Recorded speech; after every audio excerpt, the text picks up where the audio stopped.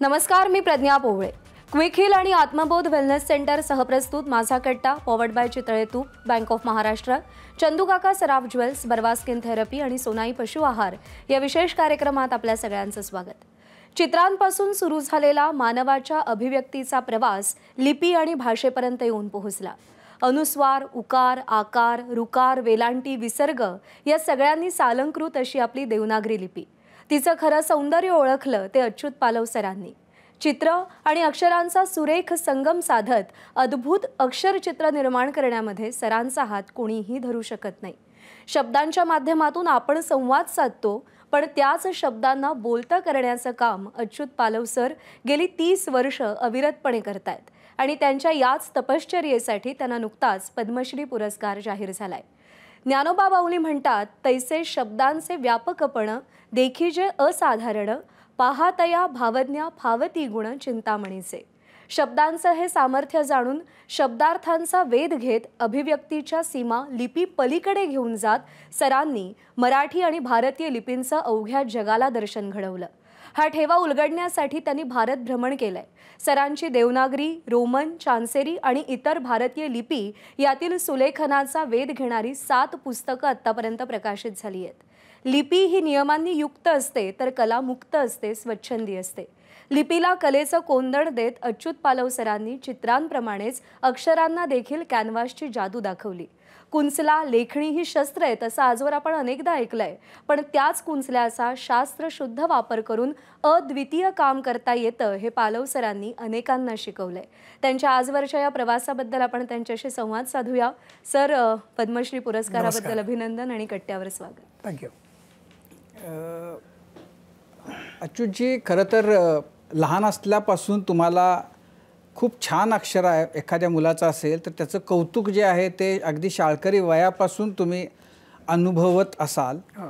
पण हे सुंदर अक्षर आपल्याला राष्ट्रपती भवनापर्यंत आणि पद्मश्रीपर्यंत घेऊन जाईल असं कधीतरी चुकून वाटलं होतं? नाही, मला कधीच वाटलं नव्हतं. कारण अभ्यासात मुळात मागे, बॅकबेंचर्स. त्यामुळे एक संधी मिळाली होती एक फळ्यावर सुविचार लिहिण्यासाठी. त्या संधीचं सोनं करायचं, पण त्याचा कळसापर्यंत जाता येईल असं वाटलं नव्हतं.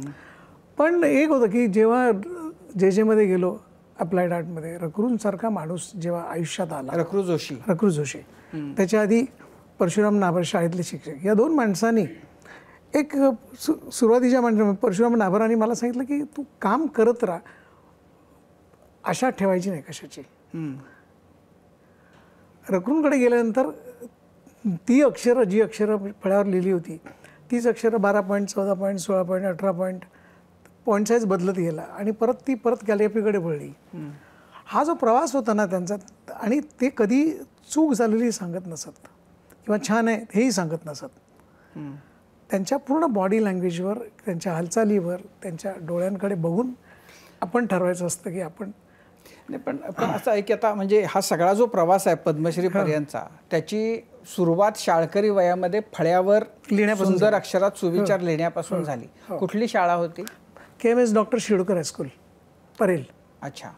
आणि तिथं 10वी 11वी पर्यंत सगळं, 10वी पर्यंत शिक्षण तिथं झालं. पण मग आपलं अक्षर चांगलं आहे आणि आपण ह्याच्यामध्येच काहीतरी पुढं करावं, ह्याच्याशीच खेळावं असं त्या वयामध्ये कुठं वाटत होतं? म्हणजे जेमध्ये गेल्यावर ते वाटलं. कारण कसं माहिती की, पण मध्ये जावंसं का वाटलं? शाळेमध्ये चांगलं लिहिताना चित्र पण चांगली होत होती. 2 गोष्टी होत्या तुम्हाला की तुम्ही अक्षर जेव्हा गिरवायला लागतात ना तेव्हा ते नकळतपणे चित्रच असतं, पण आपण अक्षर म्हणून बघत असतो त्याच्याकडे.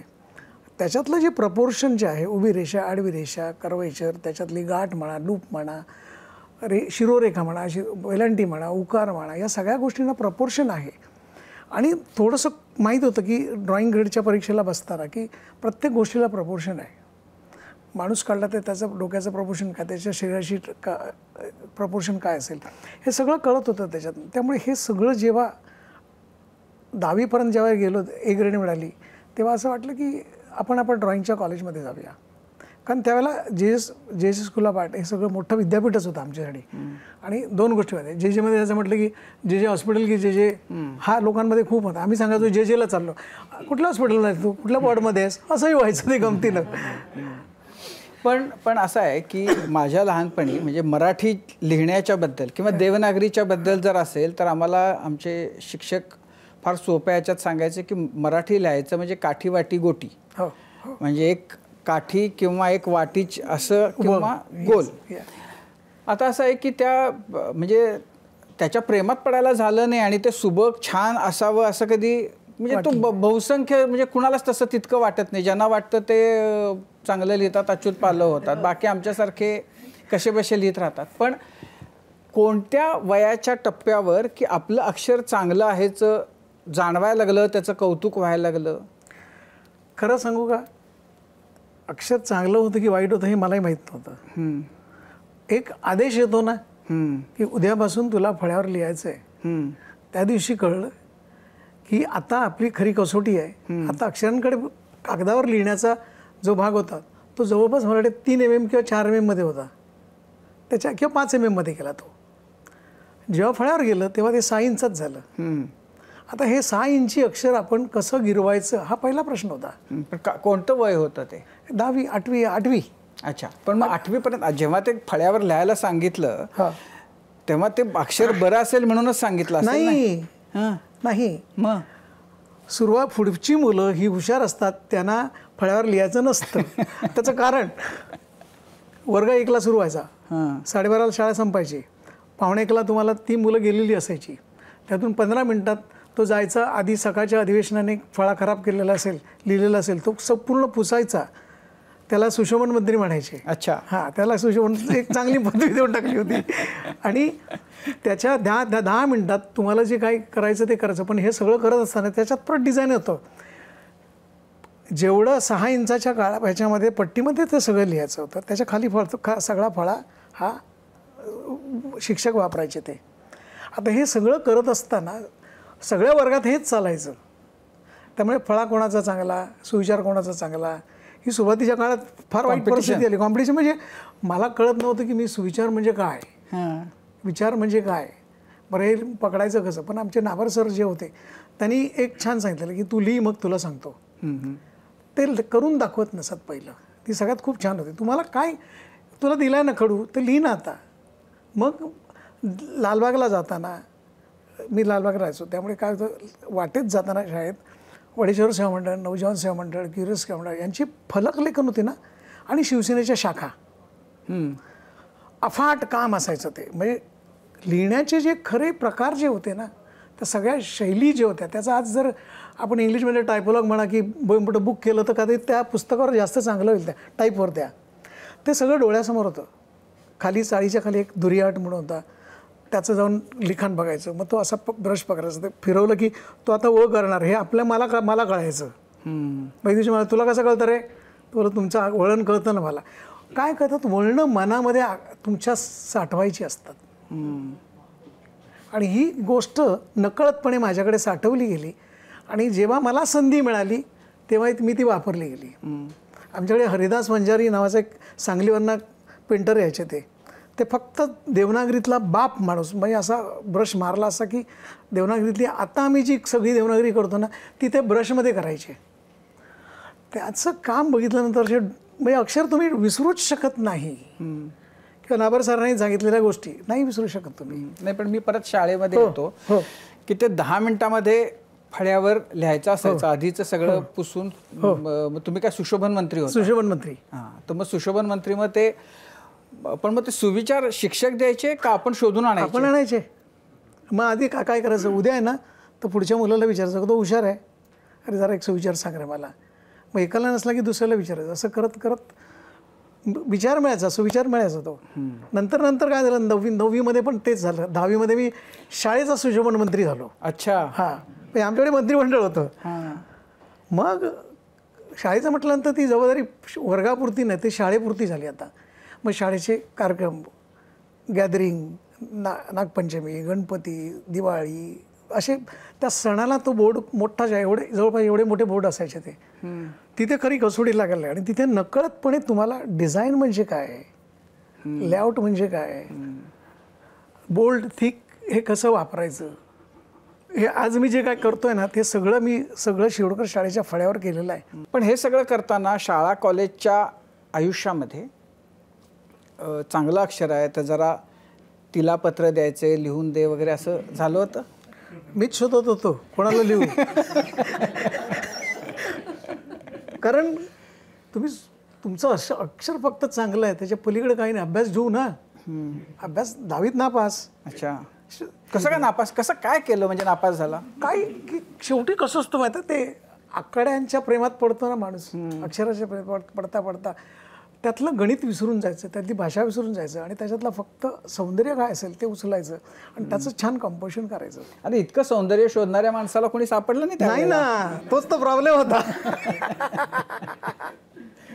पण म्हणजे जेला गेल्यानंतर आपण चित्रांपेक्षा शब्दांमधलं, अक्षरांमधलं सौंदर्य शोधावं आणि त्याच्यावर, म्हणजे हे असं ठरवून झालं का योगायोगानं आपोआप घडत गेलं? नाही, जेमध्ये गेल्यावर कसं की एकतर मी 10वी नंतर नापास झाल्यानंतर मी बरेच साईनबोर्ड गेले होते, त्यामुळे मला त्या 6 इंचाचं 6 फूट झालं अक्षर तरी मला त्याची भीती गेली होती.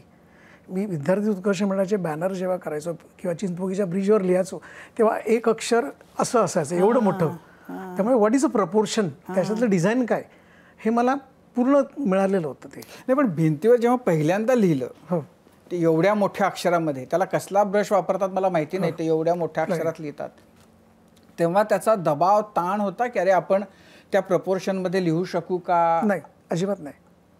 तर 2 आठवणी सांगतो तुला अगदी मस्त. साईनबोर्ड करता करता एक माणूस आमच्याकडे बागो सुर्वे नावाचे ग्रस्त होते, ते मला म्हणाले की चल तुला एक काम देतो. बोललो चला, नाहीतरी मला कामच करायचं. बोललो माझगावला घेऊन गेलेस? बोललो कुठे काम? समोर बोट आहे बघ समुद्रात, त्या बोटीवर नाव लिहायचं मत्स्यगंधा. अच्छा, अरे पण जाणार ते आता मी तुला सांगतो. तुला बोटीवर गेल्यानंतर मला कमरेला रशी बांधली, एक फळी, त्या फळीवर रंग, इथला जरा जरी बॅलन्स गेला तरी तो पाण्यात. त्यामुळे कळलं की कॉन्सन्ट्रेशन काय प्रकार असू शकतो तिथे कळला. आपलं काम आपण करायचं आणि त्यातून बाहेर पडायचं आणि ते चांगलं करायचं. त्यामुळे भीती ही होती, ती भीती संपलेली होती त्याच्यामध्ये. गोरेगावला एक बोर्ड करत होतो. आता पद्धत काय होती त्यावेळेला, 4 वाजता जायचं, एक वॉश मारायचा, रात्री 8 वाजता दुसरा वॉश मारायचा, मग रात्री 12 वाजता तो अपोलाईट कलर असायचा, तो 2 तासात सुकायचे. मग रात्री 12ला काम करायला सुरुवात करायचं आणि सकाळी रिटचिंग करायचं सगळं त्याच्यातलं थोडं थोडं, दुपारी 10पर्यंत घरी यायचं. परत 8-8:30च्या दरम्यान आम्ही दुसरी टचिंग करत असताना त्यावेळेला दारू पिऊन लोक खूप फिरायची अशी रस्त्यावर. 10 तारीख झाली पगाराची की झिंगाणं सुरू व्हायचं. ते असाच एक झिंगत माणूस, माझा एक हात असं पकडलेला, दुसऱ्या हातात ब्रश, खाली डब्बा, ही खाली शिडी, त्याच्यात तो घोडा. बरोबरचा मुलगा होता, त्याला सू लागली होती, तो बाहेर गेला होता, त्याला विडी पण पाहिजे होती. तो आला आणि एवढा धडकला की माझा फक्त हात वर राहिला आणि घोडा खाली पडला. किती उंच होतं ते साईनबोर्ड? 15 फूट. बापरे. आता हात सोडला तर खाली तो तंगडं तुटणार हे जाहीर होतं. मग जोरान बोंब मारली, त्याला सांगितलं गोट्या लवकर ये, लवकर ये, लवकर ये. तो कसा बसा आला, परत घोडा लावला, परत ते सुरू झालं. काय झालं की ही भीती होती ना सगळी, ही सगळी नष्ट झालेली होती त्याच्यातनं. बरं, अक्षरं लहान झालं मोठं झालं तरी त्याच्यातलं प्रपोर्शन बदलत नाही. ते लहान आणि मोठं होतं पण त्याच्यातली स्पेस, त्याच्यातली नाही. असं नाही, आम्ही फळ्यावर लिहायला गेलो ना तरी आमचं पहिलं अक्षर वेगळं असतं आणि शेवटचं अक्षर वेगळं होतं. नाही, आता याच्यामध्ये एक सांगतो तुम्हाला, कॅलिग्राफीकडे टुवर्ड्स आलो की आपण कन्सिस्टन्सी, कॉन्सन्ट्रेशन, मेडिटेशन हे सगळं करावं लागतं. म्हणजे तुम्हाला आपोआप होतं. एक उभी रेषा काढायला कधी कधी 1 महिना लागतो. हो. हां, आणि त्याच्यातनंच मी एक फिलॉसॉफी केली की एक उभी रेषा काढली तर उभं राहायला शिकता. एका रेषेच्या बाजूला दुसरी रेषा आली तर त्यात डिस्टन्स किती आहे हे जेव्हा समजतं तुम्हाला, तेव्हा दोन माणसांमध्ये अंतर किती असतं हे त्या दोन रेषा ठरवतात. कारण मी माझ्या मैत्रिणीशी बोलताना वेगळं असणार, माझ्या बायकोशी बोलताना वेगळं असणार, माझ्या प्रत्येक वेळेला अंतर बदलत, माझ्या सरांशी बोलताना वेगळं असणार, मी तुझ्याशी बोलताना वेगळं असणार. ही अंतरं जस्टिफाय करत गेलो आणि त्याला ती फिलॉसॉफी सांगत गेलो. How vertical line is important line, ती की काढणं किती कठीण आहे. आणि मग त्याच्यावर पूर्ण आज मी कॉर्पोरेट लेवल मध्ये वर्कशॉप करत असतो. कारण जी लाईन करणंच कठीण असतं आणि लाईन जोडत गेलात की डिझाईन व्हायला लागतं. ही साधी सोपी पद्धत आहे. पण मला डिझाईन येत नाही की मला तुझ्यासारखं लिहिता नाही, मला नको लिहूस तू माझ्यासारखं, ते जमणार पण नाही. तू माझ्यासारखं होऊही नकोस, तू तुझं मांड, मग आपण त्याच्यावर काम करूया. एवढा कॉन्फिडन्स जेव्हा द्यायला लागतो ना त्यावेळेला प्रत्येकजण स्वतः एक्सप्लोर करायला लागतो. कारण शेवटी तुमची भाषा तुम्हाला येत असते, तुम्हाला काय वेगळं लिहायचं नसतं, फक्त टूल्स बदलतात आणि लिखाणाचे थोडे नियम असतात ते बदलायला हळू, पण ती प्रोसेस आहे. जर प्रोसेसमधनं गेलात तर मी सांगतो 10 वर्ष मी बेसिकची प्रॅक्टिस करत होतो. आज लोक 10 मिनटं पण करायला तयार नाही आहेत.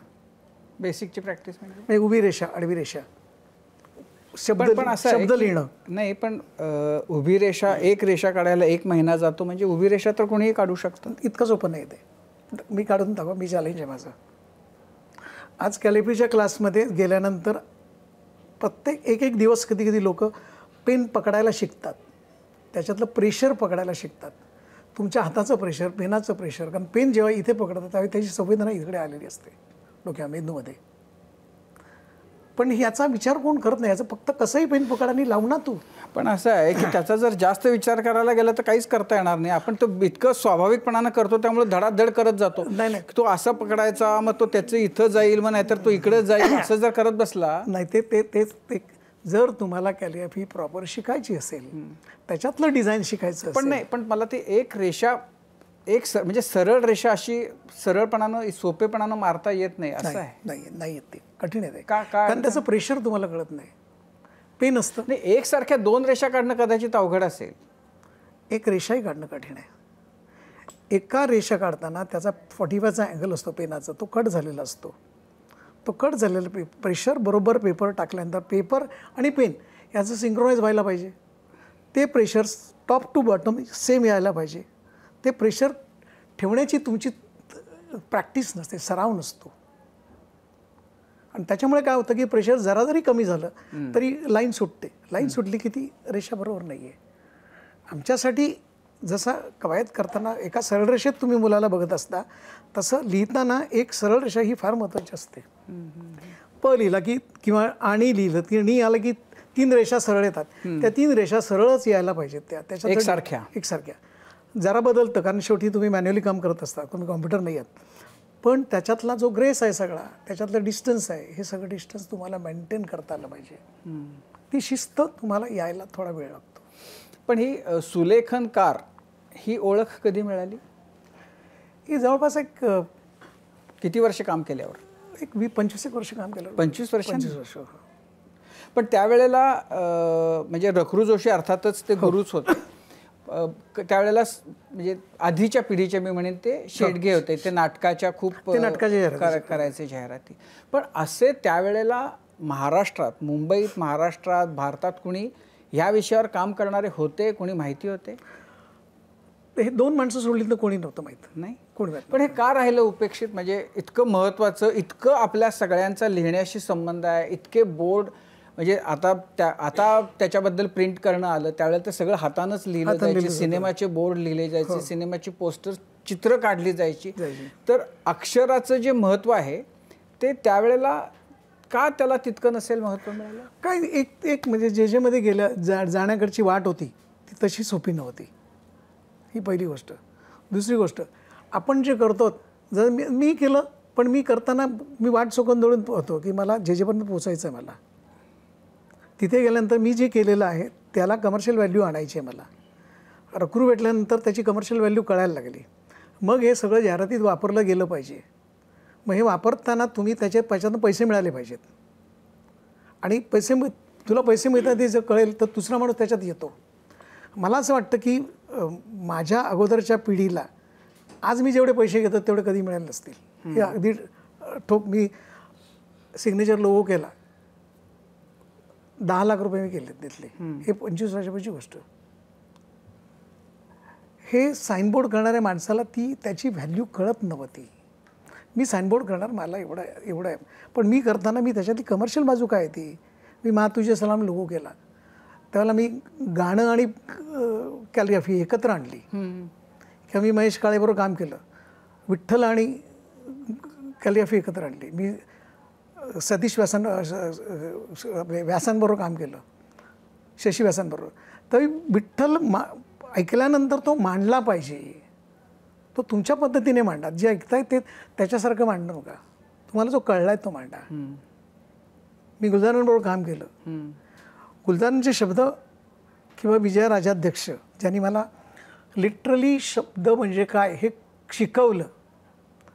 शब्द काय असतो, त्याच्यातून भावना काय असतात, त्या किती कशा असतात त्या. म्हणजे एकदा त्यांनी तुकारामांची डायरी करताना 3 तास तुकारामाची गोष्ट सांगितली. मला तोपर्यंत सांगितलं ही तुकाराम आहे. तो गोष्ट कशी वाटली, बोललो छान आहे, हा तुकाराम आहे. तेव्हा मला त्याच्यातली फिलॉसॉफी कळली. तर ही फिलॉसॉफी मांडताना, डायरी मांडताना मी अवगुणी अन्यायी किती म्हणूनच सांगू काही असं म्हणणारा तुकाराम शेवटी शून्यामध्ये विलीन झाला. हा एक प्रवास होता. हा एक कॉन्सेप्ट होता, डिझाईनचा कॉन्सेप्ट होता. हे मांडणं त्या माणसाला माहिती नव्हतं. माझ्यापेक्षा खूप छान काम करणारे आजही माणसं आहेत. मी असं म्हणत नाही की मला पद्मश्री मिळेल म्हणजे yes I am the great, no. पण तुम्हाला या सगळ्याचं मांडणं आहे, हे जगासमोर आणायचं असेल तर तुम्हाला त्याचं डॉक्युमेंटेशन करायला पाहिजे. डॉक्युमेंटेशन करून त्याच्यात आज काय झालं, त्याच्या प्रत्येक गोष्टीमागे एक गोष्ट असते. मी हे केलं आहे, का केलं आहे. चांगल्या लोकांबरोबर काम करा. आता गुलजारांबरोबर एकदा काम करताना मी काम गुलजारांचं म्हणून मी भलनाट स्क्रिप्ट केलं. तर त्यांनी मला सांगितलं की चुकलं म्हणून सांगितलं नाही, मी तुला परत ऐकवतो म्हणून सांगितलं. आणि त्यांनी परत ऐकवल्यानंतर माझ्या लक्षात आलं की मी भरपूर माती खाल्ली आहे. मी गुलजार नाही मांडलेत, मी कॅलिग्राफी मांडली आहे. त्यांना गुलजार हवे होते, त्यांना शब्द हवा होता, शब्दामागचा अर्थ हवा होता. मग तुम्हाला साहित्याशी जोडावं लागतं, मग तुम्हाला आर्किटेक्टशी जोडावं लागतं, मग तुम्हाला इंटिरियरशी जोडावं लागतं, तुम्हाला कवीशी जोडावं लागतं. नागपूरच्या कार्यक्रमात ज्यावेळेला ग्रेस आले होते त्यावेळी ग्रेसांनी काम बघितलं त्यावेळी म्हणाले अरे खूप छान काम करतोयस, हे चालू ठेव. किंवा आम्ही माझी पहिली वेबसाईट लॉन्च केली तेव्हा जसाजींना मी म्हटलं की तुम्ही या, ते म्हणाले येतो माझं. तर पहिल्यांदा मी तिथे ता दिन दिंदा ता दिन देत तबल्याचे बोल एका माझ्या मित्राला वाजवायला सांगितलं, आचार्य नाव होतं त्याला. आणि मग तो साऊंड होता तो मी ट्रान्सफर कागदावर केला. तेव्हा त्यांनी मला सांगितलं की हे आणखी वेगळ्या पद्धतीने करता आलं तर कर. ते असं नाही म्हणाले की बरं आहे म्हणून, कर म्हणाले. हे कर कधी होतं की जेव्हा तुमच्यातली आंतरिक शक्ती समोरच्या माणसाला जाऊन भिडते, त्याला वाटतं की ह्याच्यातनं आणखी काहीतरी घडू शकतं. तसं विजयाबाईंनी गोष्ट सांगितली, गुलजारांनी सांगितलं. ज्यावेळी विंदा करंदीकरांना पद्मश्री ज्ञानपीठ पुरस्कार मिळाला होता तेव्हा आम्ही संजीव हजारे म्हणून आमचा मित्र होता ठाण्याचा, आम्ही त्या संस्थेतर्फे एक वेगळी सलामी द्यायची ठरली. मग 50 लोकं आणली एकत्र, त्याच्यात लहान मुलापासून मोठ्या माणसापर्यंत. विंदांनी सगळ्या प्रकारचं लिखाण केलेलं आहे, मुलांसाठी पण मोठ्या माणसांपर्यंत. मग त्याच्यात कॅलिग्राफर आला, डिझायनर आला, बिल्डर आला, स्कल्प्टर आला, स्किन बिल्डर आला, सगळ्या प्रकारचे आले. त्याचं उद्घाटन विजय राजाध्यक्षांनी केलं होतं. बाईंना म्हटलं की तुम्ही ठाण्याला या. बाई म्हणाले मी येते. मग आणि त्यांनी त्याच्यावर PhD केलेली होती, बहुबिडी विंदा वगैरे लिहून. बाईंनी बघितल्यावर विंदानं फोन केला, म्हणाले की तुम्ही थांबवलेली यायचं ना. बोलो हो, हे या एक्झिबिशन बघा, मग तुम्हाला परत लिहावं असं वाटेल. विंदा म्हणाले त्या पालवाला सांग ते सगळं उचल आणि बेंड्राला घेऊन ये, कारण मला आता चालता येत नाही तेवढं. मी म्हटलं ठीक आहे. संजीवला म्हटलं असं असं आहे, 3 ताससाठी एक्झिबिशन लावायचं. आम्ही सगळं एक्झिबिशन बँड्राला आणलं, नॅशनल कॉलेजमध्ये आले. ते काठी टेकट सगळं बघितलं आणि सगळे वडिलांना मला पालवा ते मालवणी मस्त पालवा, अरे ज्ञानपीठ पुरस्कारापेक्षा मोठा पुरस्कार तुम्हाला दिला आहेस. कारण एवढ्याला कळलं की 50 माणसं माझ्या कवितेवर काम करतात. मी 50 प्रकार आहेत ते सगळे. हे का होतं तर तुम्हाला हे वाढलं पाहिजे म्हणून होतं. आज जेव्हा कॅलिग्राफी सगळे करतात मी त्यांना नेहमी सांगतो की फक्त जय महाराष्ट्र, शिवाजी महाराज की जय, गणपती बाप्पा मोरया, विठ्ठल विठ्ठल याच्या पलीकडे खूप कॅलिग्राफी आहे आता. एका 60-65 वर्षाच्या माणसाने मला सांगितलं की मला शिकायचं आहे म्हणून. बोला शिकूया. कुठे बसू? तर बोला एक मुलगा बसला आहे तिथे जागा आहे तिकडे. तो म्हणतो मी लहान मुलाकडच्या सोबत कसा काय बसू? तो लहान आहे, तो मी मोठा आहे. बोलो मी शिकवताना त्याला शिकवणार, ते तुम्हाला शिकवणार. घ्यायचं कसं आहे तुम्ही ठरवायचं. बरं त्या माणसाने 4-5 दिवस प्रॅक्टिस केल्यानंतर बायकोने घरी गेल्यावर त्याला विचारलं की काय पालवांकडे काय शिकताय तुम्ही? पैसे घातले तसे ते कॅलिग्राफीच्या क्लासला जाता, गाडी पकडता, हे करता ते करता. मग त्याने मोठ्या गर्वाने असं क ख ग य ट ट ड ड न त थ ध ध न प फ हे सगळं दाखवलं. बायको कशी पिसाटली. बायको म्हणजे काय हे करायला हे वय आहे तुमचं? तुम्हाला म्हणजे काय चुकलं काय? ह्याच्यासाठी नाही जायचं तुम्ही, उद्यापासून क्लास बंद. त्या माणसाने मला फोन केला, मला म्हणाला की असा असा प्रॉब्लेम झाला आहे. तो लोक आता मी कसं म्हणून बायकोला तुमच्या समजवू. पण एक काम करा, तुम्ही क्लास सोडू नका, मी तुमची फी परत देतो. पण तुम्ही हरलात ना तर मी हरेन कदाचित आयुष्यभरासाठी. तुम्ही काम चालू ठेवा. काम चालू ठेवलं. त्याने स्वतः वेळेत जेवढं होईल 2 महिन्यानंतर फोन केला, माझं काम झालं आहे. तो बोलले छान या. ते आले ते दाखवायला. आता काय करू मी पुढे? हे झालं तुमचं? तो बोला आता काय नाही, वाचन नाही, कमी आहे, एकदम कमी. पेपर पण फार क्वचित वाचतो. बोले काम करा, लेखक कुठला आवडतो का? तो नाही, पण कधीतरी पाडगावकर दिसतात ते आवडतात. प्रेम म्हणजे प्रेम असतं, तुमचं आमचं सेम असतं, ते प्रत्येकाला आवडतं ते. तो बोला पाडगावकरांचं पुस्तक घ्या, आनंदयात्री. कुठलंही पान उघडा, वाचा आणि तुम्हाला जो आनंद मिळालेला असेल ना तो लिहून काढा तुमच्या हस्ताक्षरात. परत 2 महिन्यात तो माणूस माझ्याकडे आला आणि मग जेव्हा बायकोने कळलं होतं की हा माणूस क ख ग ग शिकायचा, त्यावेळी सुनेला सांगितलं होतं की तुझ्या सासऱ्याला वेड लागलं आहे. ती सुनबाई होती, ती साऊंड स्पीकर होती. ती अख्ख्या सोसायटीत चांगली बोर्ड केली होती की सासऱ्यांना आमच्या वेळ लागला. आता ते क ख ग ग हे करतात, ट ट ट ट करतात, काय चाललंय कळत नाही ग बाई. हे सगळं झाल्यानंतर मी त्यांना म्हटलं की तुम्ही पाडगावकरांचं पुस्तक केलं. पाडगावकर लिहिल्यानंतर पाडगावकर बघितले त्या मी छान लिहिलं ते त्यांनी. पाडगावकरांचा नंबर माझ्या होता, सायनला राहत होते. बोला हा नंबर घ्या आणि तुम्ही सांगा मी पालवांकडे कॅलिग्राफी शिकलो आहे. काय झालं मी त्यांच्या पुस्तकासाठी 1-2 कव्हर केलेली होते, मग ते मला ओळखत होते. पाडगावकरांना फोन केल्यावर पाडगावर मला रे या. पाडगावर तुम्हाला माहिती आहे आनंद देणारा माणूस तो. गेले घरी गेल्यानंतर सांगितलं पाडगावकरांना भेटायचं आहे. बायको म्हणाले आता हे पाडगावकर कोण? परत पैसे कशाला घालायचे? परत तुम्ही क ग शिकणार? तर हे ते पाडगावकर नाही, हे पाडगावकर. प्रेम म्हणजे प्रेम. अगं बाई, म्हणजे तुम्ही त्यांना भेटायला जाणार? ऐकलं का सुनबाई केवढं झालं ते आपलं? सुनबाई परत साऊंड स्पीकर. तिने सख्या सोसायटीत आता पाडगावकरांना भेटणार. पाडगावकरांना भेटल्यानंतर पाडगावकर म्हणाले की अहो इतकं छान केलं आहे तुम्ही ना, आता विंदाकरंदीकर घ्या. माणसाचा जगण्याचा मार्ग हा इतका सोपा असतो ना. मला वाटतं की मी हेच शिकलो आहे की मला त्या गोष्टीचा वापर करून प्रत्येक माणसाला आनंद देणं आहे. एक नेहरू सेंटरमध्ये माझं एक्झिबिशन चालू होतं. नेहरू सेंटरला कसं गावाकडच्या मुली वगैरे ते वर बघायला येतात ना, तसं खाली आली ती मला. आणि अगदी साधी मुलगी मला म्हणाली की छान लिहिता हो तुम्ही. तो बोललो काय झालं? माझं नाव लिहा ना प्लीज. तर मी आणला पेपर, आणला पटकन तिला असं प्रियतमा असं लिहिलं, असं फाटकत असं. Wow so beautiful. तर मलाच प्रश्न पडला ही आत्ता प्लीज लिहा ना असं म्हणणारी मुलगी असं पटकन. तर बोला उद्या सकाळी आरशासमोर उभी राहा आणि स्वतःला शोध, बघ किती सुंदर असते. 3ऱ्या दिवशी मला फोन आला, sir Priyatama I am a smart girl. नाही पण आता जो काळ आहे, म्हणजे आज आपण आता AI तर वर्षभरापूर्वी खऱ्या अर्थानं ते आपल्या आयुष्यात आलं आणि ते आता कुठंपर्यंत जाणार आहे आपल्याला कोणालाच त्याचा अंदाज नाही आहे. तर जर तुम्हाला एका क्लिकवर माझा कट्टा AIला सांगितलं की हे 20 प्रकारे मला लिहून दे आणि ते जर पुढच्या 3 सेकंदामध्ये जर मला ते मिळणार असेल तर मग विचार करा आणि लिहायचं महत्त्व राहील कसं? तुम्ही AI हे सगळ्यात मोठं चॅलेंज म्हणजे जसं ते आर्टसाठी आहे, जसं ते प्रत्येक फील्डसाठी आहे, कॅलिग्राफीसाठी, डिझायनिंगसाठी, एकूण आर्ट वर्डसाठी फार मोठं सगळ्यांसाठी आहे, लेखकांसाठी पण आहे ते. होय.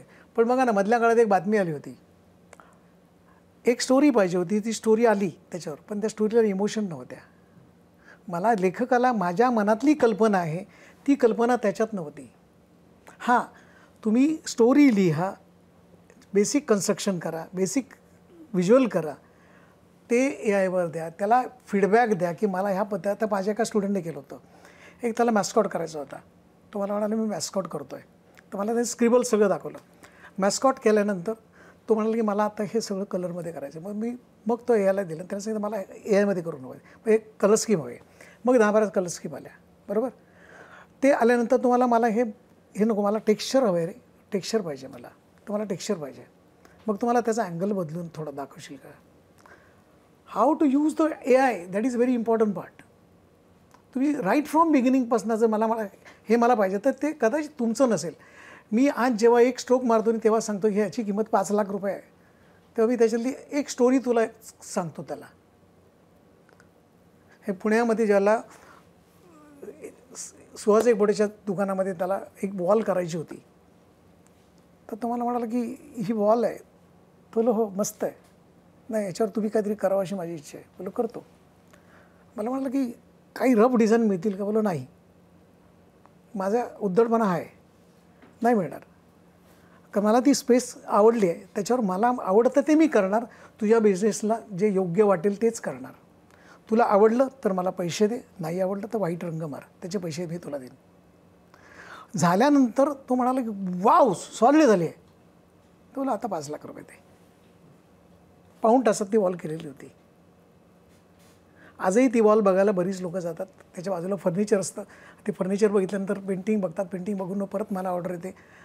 ते केले ना तशा पद्धतीचं काहीतरी आम्हाला वेगळं काहीतरी करून हवं आहे.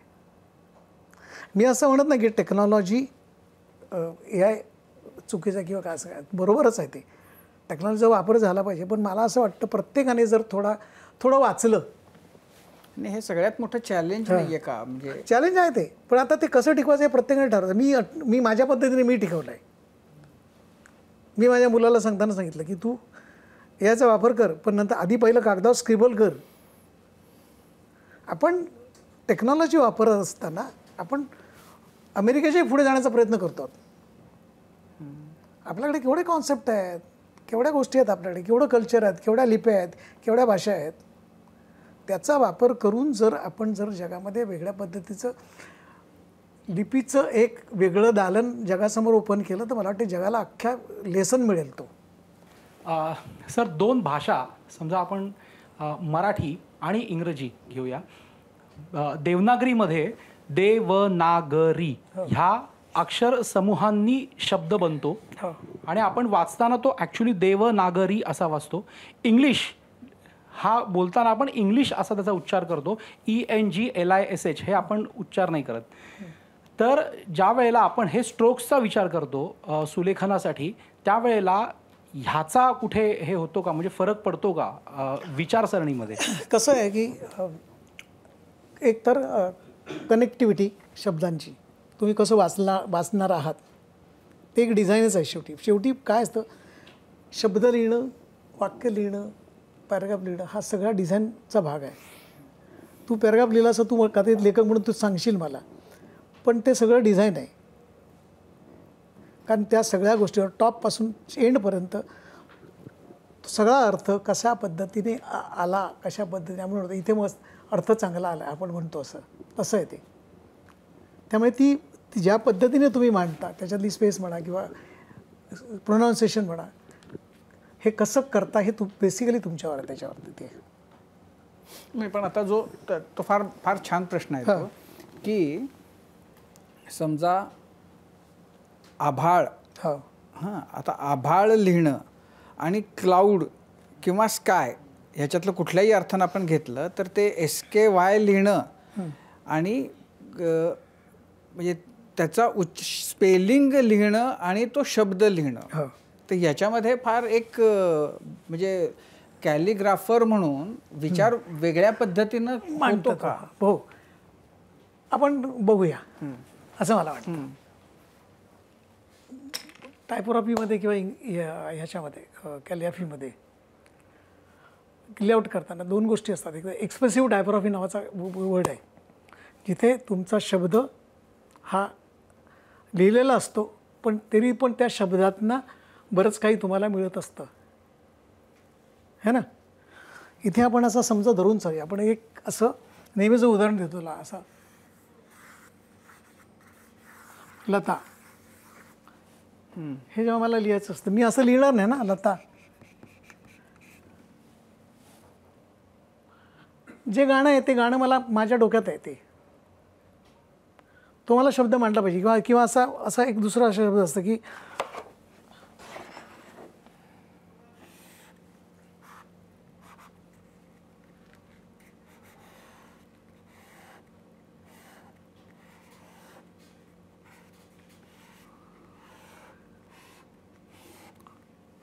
आता ही सगळी फॅमिली आहे इथे. इथे डोंडा टाकून इथे मी पूर्ण फॅमिली आणली आहे, नाही का.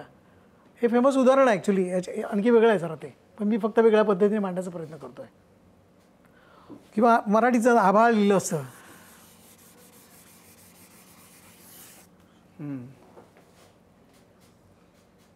मग मी त्याच्यातलं लिहिताना त्याच्यातलं डिझाईन बघणार, मग ते आभाळ वाचताना थोडा एक्सप्रेसिव्ह झालं पाहिजे मला ते. त्यामुळे हे कुठेही प्रत्येक शब्द लिहिताना किंवा असं जेव्हा मी हे केलं होतं,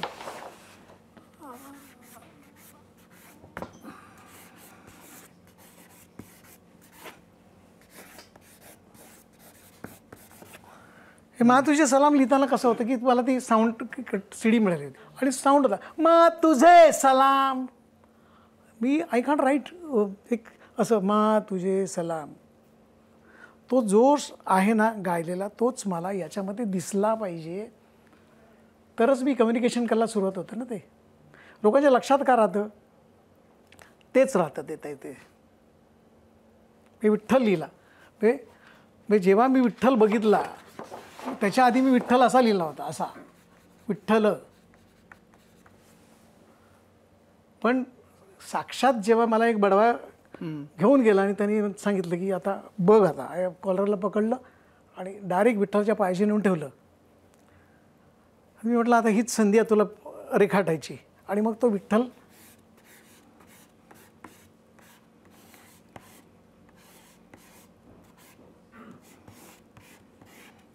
हे आणि मग इथे परत तसा एक टिळा टाकला असा. काय झालं त्याच्यानंतर बरेच लोकांनी तो विठ्ठल विठ्ठल विठ्ठल करायला लिहायला सुरुवात केली ती. पण जसं दिसलं तसं लिहिणारा मीच होतो, कारण मी विठ्ठलात साक्षात बघितलं होतं. आणि विंग कॅलिग्राफर माझ्यातला डिझायनर जागा होणं, माझ्यातला कॅलिग्राफर जागा होणं आणि ते डिझाईन जसंच्या तसं मांडणं, ती गंमत असते त्याच्यामध्ये. त्यामुळे एखादं गाणं सुचलं किंवा एखादं तर ते त्याच्यात तिथे मांडला. तर मागे आरती अंकलीकरांनी रामावरची गाणी गायली होती, तर तेव्हा राम लिहिताना मी असं छान पुण्यामध्ये केला होता हा कार्यक्रम. आम्ही असं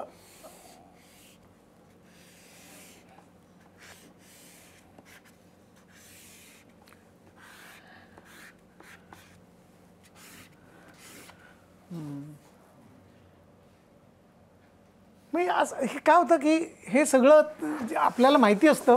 आम्ही काय करतो की याच्यामध्ये असल्या कारणाने हे सगळं मांडण्याचा प्रयत्न करतो आणि ते मांडणंच फार गरजेचं असतं. अच्युत पालवांची आत्तापर्यंतची यशोकहाणी ऐकताना एकच गोष्ट थोडीशी सुचवायची वाटते, ती म्हणजे 50-60 वर्षापूर्वी अच्युत पालवांनी जे रसरशीत लालबाग परळ पाहिलं त्याचं कदाचित त्यांच्यामध्ये आहे आणि त्याची दृष्टी.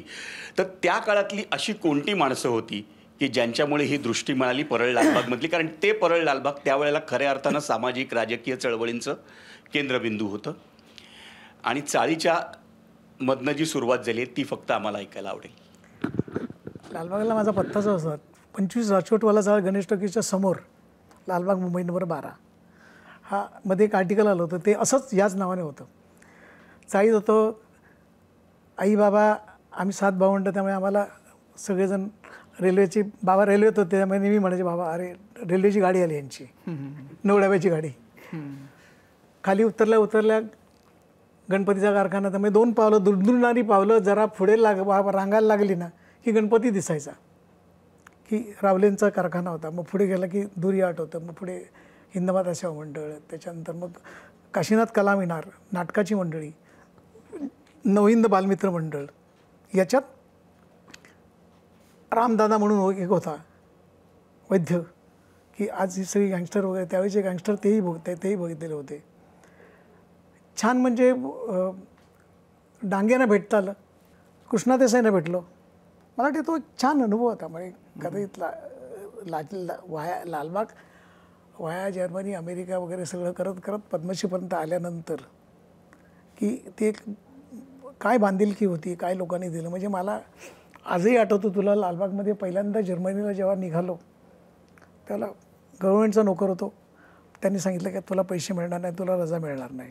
त्यामुळे आता पैसे कुठून आणायचे, इन्व्हिटेशन तर आलेलं आहे. मग एका मित्राला सांगितलं, त्या मित्राच्या मावने पैसे गोळा केले, त्यांनी देऊन टाकले पैसे. दुसऱ्याने सांगितलं की तुला पैसे घे, देतो मी तुला, पण तू जायचं. हा तो जायचा असतो ना, माझे पैसे गेले तरी चालतील, पण तू अमेरिकेला जा, तू रशियाला जा, कुठे जायचं आहे तिकडे जा, कारण तू चांगलं काम करतोस. हा विश्वास होता तो लालबागने दिला होता. चाळीतनं बाहेर पडलो त्याला बाहेर 3 गाड्या, तर बोललो टॅक्सी कुठे आहे, 3 गाड्या पोरांनी भाड्याने आणलेल्या होत्या सगळ्या. एक बाई धावत धावत धावत धावत साखर देतात माहिती आहे ना, तिने मीठ दिलं होतं. म्हणजे हाताला जे लागलं ते आणलं. मी तिला म्हटलं की ती पण गोड, मीठ पण गोड आहे आज. ही जी भावना आहे ना, की कनेक्टिव्हिटी आहे ना सगळी, म्हणजे आज मी भारतातल्या सगळ्या लोकांना घेऊन काम करतो आहे, किंवा जगातल्या सगळ्या लोकांना जेव्हा मी सांगतो की हे इंडियन कॅलिबर करायचं आहे तुम्हाला, त्याचं कारण तेच आहे की तुम्हाला माणसं जिंकता आली पाहिजेत, माणसाला सांगता आलं पाहिजे, माणसाकडनं काम करून घेता आलं पाहिजे. इव्हेंट मॅनेजमेंट जो प्रकार म्हणतो ना, तो सगळा आपोआप लालबागमध्ये तुम्हाला शिकायला मिळतो, मला असं वाटतं. त्यामुळे थँक्स टू लालबाग. सर, खरा कलाकार तोच असतो जो आपल्या कलेच्या माध्यमातून दुसऱ्यांच्या आयुष्यामध्ये आनंद पेरतो.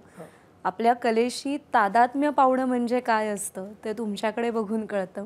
आपल्या गप्पांच्या ओघामध्ये पाडगावकरांचा उल्लेख तुम्ही केलात, आणि त्यांच्याच कवितेतली एक ओळ आहे की शब्द शब्द जपून ठेव बकुळीच्या फुलापरी. क्या बात आहे. तुम्ही अक्षरं बकुळीच्या फुलासारखी जपली आहेत, फुलवली आहेत, आणि त्याचा सुगंध आज अनेकांचं आयुष्य प्रफुल्लित करतोय.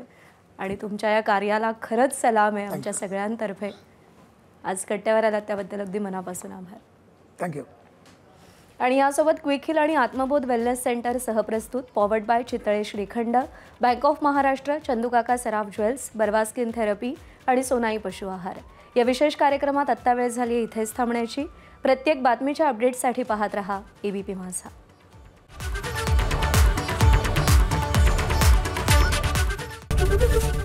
ABP माझा, उघडा डोळे बघा नीट.